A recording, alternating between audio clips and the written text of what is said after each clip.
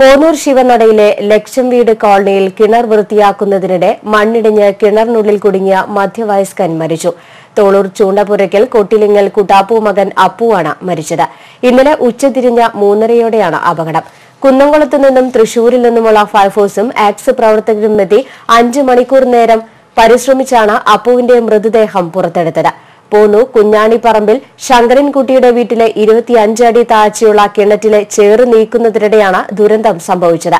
മരിച്ച അപ്പു ഉൾപ്പെടെ 6 പേരാണ് കിണറ്റിലെ ചേറെടുക്കുന്ന ജോലിയിൽ ഏർപ്പെട്ടിരുന്നത്. അപ്പു കിണറ്റിൽ നിന്ന് ചേറ് കോരി നൽകുകയായിരുന്നു. ഇതിനിടെ കിണറ്റിലെ റിങ് പൊട്ടി മണ്ണിടിഞ്ഞു വീഴുകയായിരുന്നു. തൊഴിലാളികളുടെ ബഹളം കേട്ട് ഓടിയെത്തിയ നാട്ടുകാരാണ് ഫയർഫോഴ്സിൽ വിവരം അറിയിച്ചത്.